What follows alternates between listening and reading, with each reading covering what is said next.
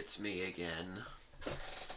So, yeah, here's my latest excuse for why there's still no Mashit review, and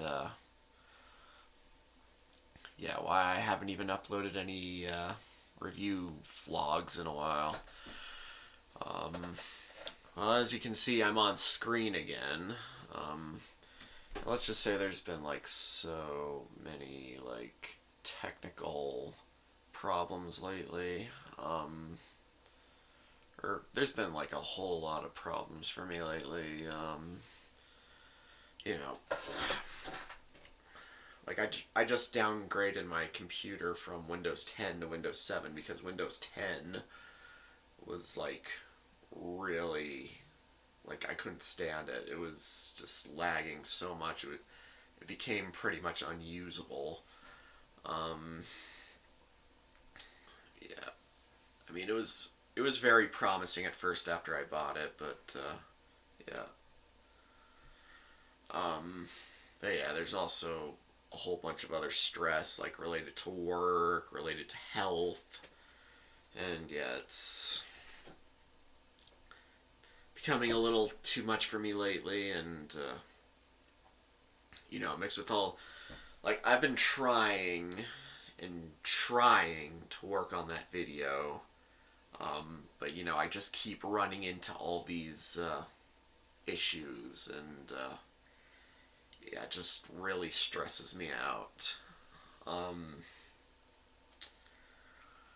So yeah, I guess that's a basic idea what's going on.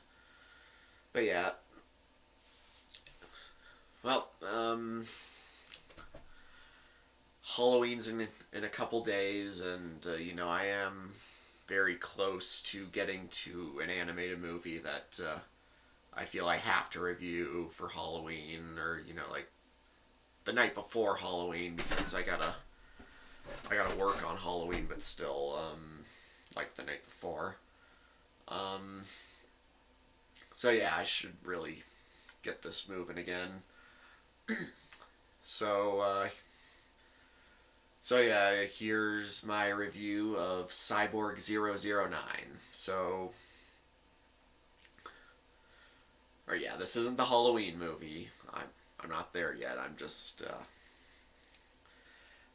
yeah, actually, I watched this movie like several weeks ago, and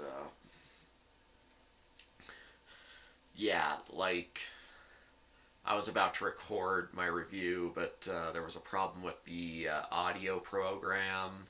For some reason, it wouldn't open anymore, and yeah, and I guess that's pretty much why I'm appearing on screen again. Um, Whatever. I don't need to go into details. Whatever. Okay, so Cyborg 009. This is a movie. Another one from Toei. It's based on this manga.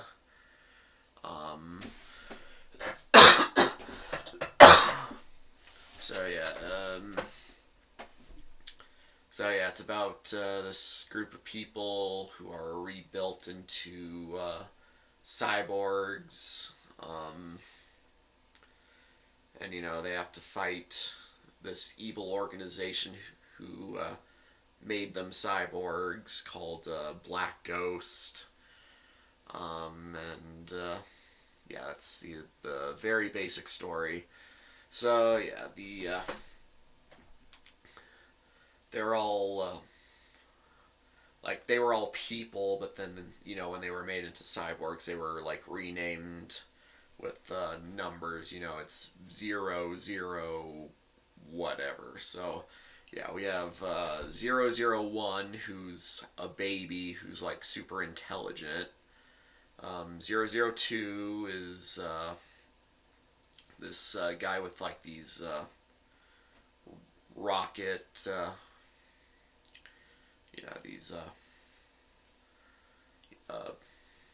what's the phrase? Yeah, it's rocket thrusters, whatever you call them, in his legs. He can fly. 003 has like heightened sensibilities. She can. I'm sorry. First, I would like to point out I was actually recording. I actually recorded a review of this movie like just a little while ago, but I ran into some further issues because for some reason the program I was using did not record my voice. It didn't record anything, and I gotta record the review all over again. So yeah, so I gotta like. So yeah, 003 is like the lone female of the group. She has heightened senses, you know, seeing, hearing, whatever. 004 has guns built into him. He has like, you know, he can shoot bullets out of his fingers, and then he's got like a rocket launcher in his knee. 005 is the muscle of the group. Yeah, super strong. 006 can breathe fire. 007 is a shapeshifter. 008 is a swimmer. And 009 is like built with all sorts of abilities, but you know, his most prominent one is that he's super fast. But you know, he's also like, you know, the most advanced cyborg out of all of them, and you know, they make him the leader, and you know, they go on about how great of a leader slash hero slash machine he is, and you know, being that he's, you know, all of these cyborgs are from like different countries, but you know, since he's the only one who's from Japan, that basically makes him the mighty whitey, as they call it, of the group, or the Japanese equivalent of mighty whitey. But yeah, so yeah, they fight Black Ghost. They stage a kidnapping of this scientist who presumably works for Black Ghost, but he's he actually works with them. He's on their side, the good side. So yeah, and then, you know, the villains from Black Ghost. So they seem to have made some changes from the original manga. In the original manga, first of all, I think 001 was like telepathic, and he can talk to people with his mind, but in this version, he's just intelligent and he can talk. Also, 007 is a little kid in this movie, even though he's an adult in the manga. Let's see. I'm sorry, I'm really annoyed that I have to record all this again. So apparently in the original manga, the leader... Okay, so I also pointed out previously that in my previous attempt to record this review, you know, I actually watched an adaptation of this anime. It's from the early 2000s. I think it's like 2003. So yeah, I watched that. There weren't that many episodes, but from what little I saw, it was pretty enjoyable. But yeah, I did get a pretty good idea what to expect, or you know, what, like the basis of the series. But yeah, I also know that you know, a lot of the elements that were different in that show seem to be from the original manga. So yeah, they made changes for this movie. Um, um, but yeah, the leader of Black Ghost in the manga, as well as the anime that I watched, it's like this guy in like armor, this skull mask, and this flowing cape. He's, kind of a badass.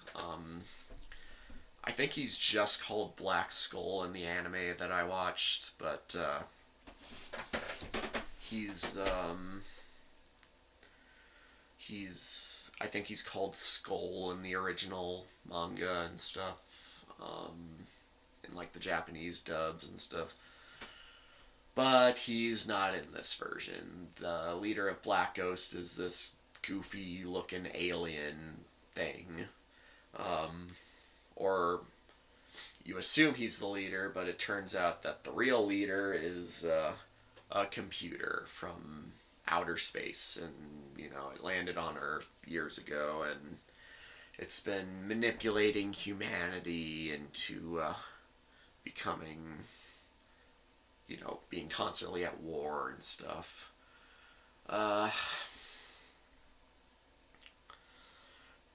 Anything else? I'll also say that probably the reason why they made 007 a kid is so they could have like this cutesy, childlike comic relief. Heaven forbid, or like the main comic reliefs of the team are 6 and 7. Both of them are adults, but I guess they decided to make one of them a kid, because it's Toei, and if you've watched their previous movies, you know that they really like their goofy comic reliefs, especially when one of them is like this squeaky voiced, kind of annoying, just some cutesy creature. Usually it's an animal, but in this case, I guess they couldn't find an animal, but maybe they could have. There could have been like a cyborg dog or cat added to the group. I mean, plenty of cartoons have done that, add like an animal sidekick. But yeah, yeah.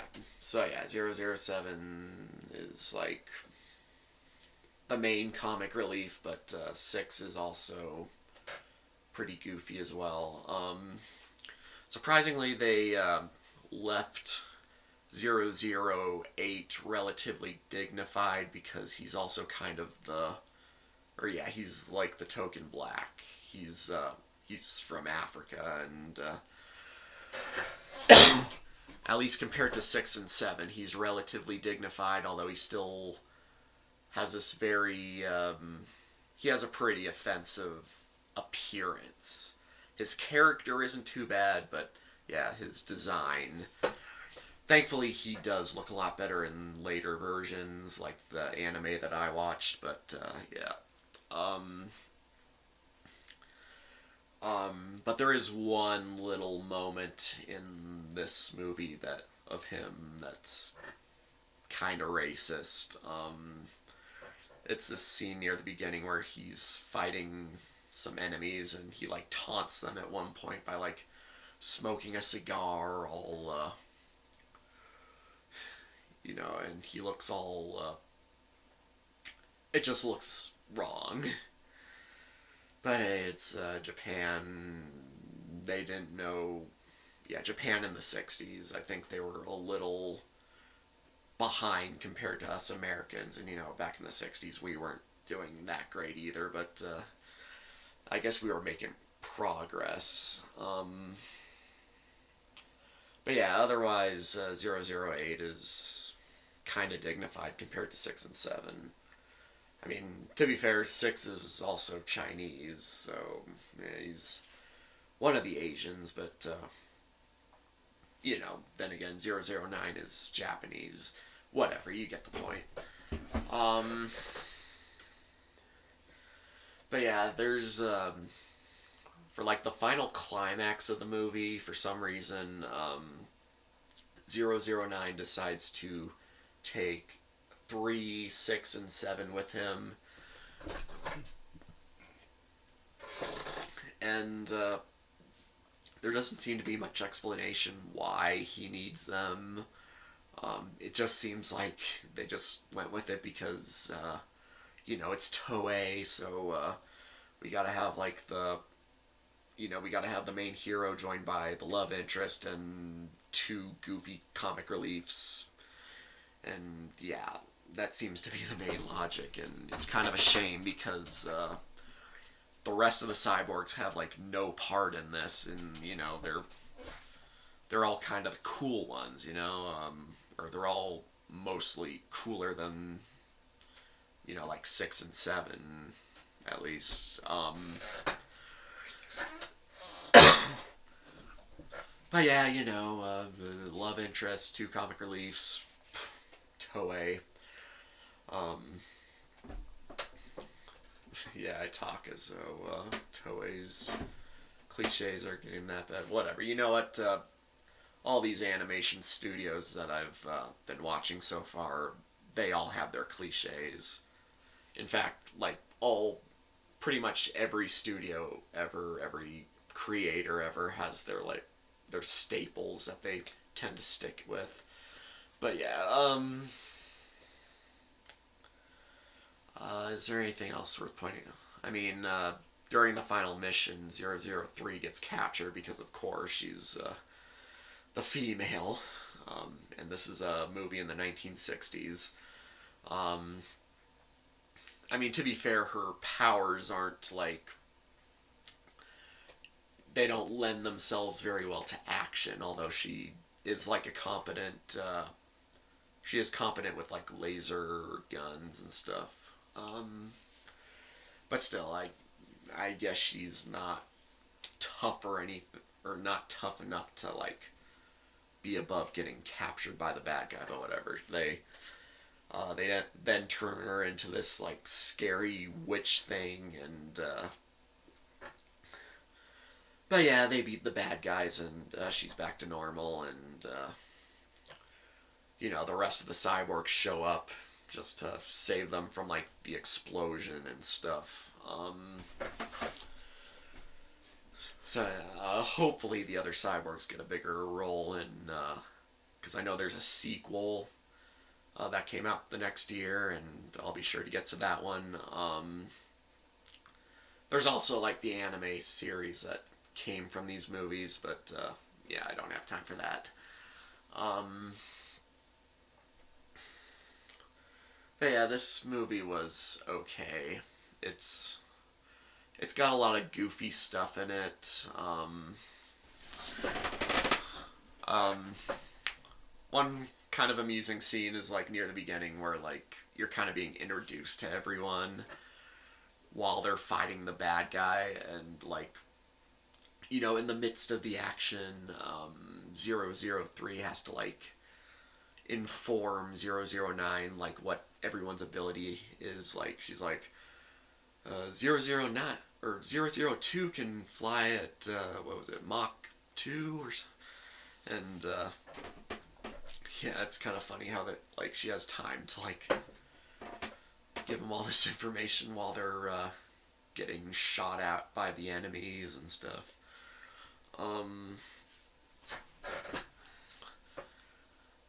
Anything else? I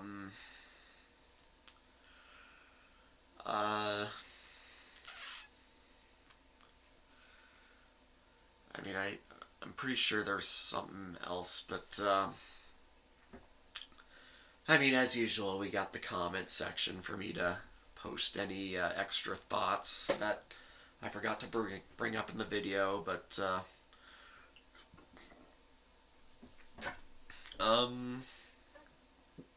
but this wasn't great, but it's kind of entertaining. I think if you're interested, you can feel free to check it out. Yeah, I'd give it a 6 out of 10.